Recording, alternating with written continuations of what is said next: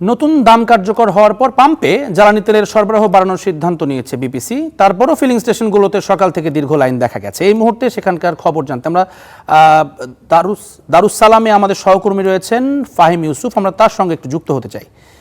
ফাহিম, আপনি কদিন থেকেই আমরা আপনার সাথে যুক্ত হয়ে ঢাকা শহরের তেলের পাম্পগুলোর চিত্র দেখছিলাম, আজকে কি অবস্থা সেটি জানাবেন। দাম তো বেড়েছে, আজকে ঘোষণা এসেছে সরবরাহ কিছুটা বাড়ানো হবে, কিছুটা পরিবর্তন এসেছে চিত্রে।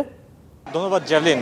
আমি যেটি দেখতে পেয়েছি ভোর থেকে আসলে গেল কয়েক সপ্তাহের তুলনায় আজকে কিন্তু অনেকটাই কম ছিল রাজধানীতে যানবাহনের যে চাপ সেটি। তবে একটি বিষয়ে দেখতে পেয়েছি, এখন পর্যন্ত সরবরাহ যেহেতু বাড়েনি তবু তাই কিন্তু অনেক জায়গায় আমরা দেখতে পেয়েছি সকাল থেকে বন্ধ ছিল রাজধানীর যে ফিলিং স্টেশনগুলো রয়েছে সেগুলো। তবে এখন পর্যন্ত মানুষের মাঝে একটি ক্ষোভ এবং মিশ্র প্রতিক্রিয়া এই বাড়তির দাম নিয়ে তাদের মধ্যে আমরা দেখতে পেয়েছি। তারা বলছেন যে যদি এই দাম আরও আগে বাড়ানো হতো সেই ক্ষেত্রে এই যে অবৈধ মজুতদার যারা তারা কিন্তু আরও আগে থেকেই এই মজুত করা বন্ধ করে দিত এবং বর্তমান যে সংকট পরিস্থিতি আরও আগেই অনেকটা স্বাভাবিক হয়ে যেত, এমনটা বলছেন অনেক গ্রাহক। এবং তারা কিন্তু সরকারকে স্বাগত জানিয়েছে এই বর্তমানে যে বাড়তি দাম নেওয়া হচ্ছে এটিকে ঘিরে।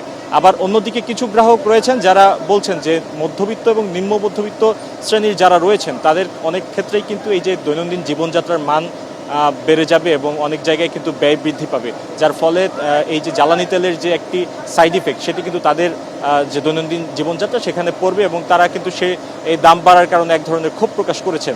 যেহেতু মধ্যপ্রাচ্যে যুদ্ধবিরতি হয়েছে এবং তারপর কিন্তু বৈশ্বিক বাজারে তেলের দাম কমা শুরু হয়েছে, ঠিক তখনই যখন সরকার দাম বাড়িয়েছে তাদের অনেকের মাঝে প্রশ্ন আসছে যে কেন যখন দাম বাড়ানো হয়েছিল বিশ্ববাজারে তখন না বাড়িয়ে বর্তমানে কেন বিশ্ববাজারে কমার পর কেন দাম বাড়ানো হয়েছে, একটি বিষয় কিন্তু তাদের মাঝে এসেছে। পাশাপাশি আরেকটি বিষয় আমরা দেখতে পেয়েছি যে বিপিসির পক্ষ থেকে সরবরাহ বাড়ানোর কথা বলা হচ্ছে।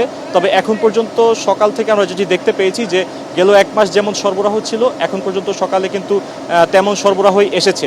তবে আসলে এটি বোঝা যাবে দিন গেলে, দিন শেষে আসলে বোঝা যাবে যে কতটুকু সরবরাহ প্রতিদিনের তুলনায় বেড়েছে।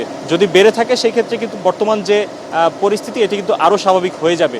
তবে আমরা রাজধানীর ব্যস্ততম যে সকল ফিলিং স্টেশনগুলো রয়েছে সেখানে আমরা ঘুরে দেখেছি, সেখানে গতানুগতিক যে যানজট থাকে, দীর্ঘ লাইন থাকে, সেটি কিন্তু কিছু জায়গায় 3 থেকে 4 কিলোমিটার লম্বা লাইনের পরিবর্তে অনেকটা ছোট লাইন দেখেছি আমরা। এবং কিছু ক্ষেত্রে যেখানে আগে 12 থেকে 13 ঘন্টা সময় নিত গ্রাহকরা তেল নিতে, সেই জায়গায় কিন্তু আমরা 3 থেকে 4 ঘন্টায় তাদেরকে তেল পেতে দেখেছি। এই ছিল আমার কাছে জ্বালানি নিয়ে সবশেষ। জ্যাভলিন। ধন্যবাদ ফাহিম আপনাকে।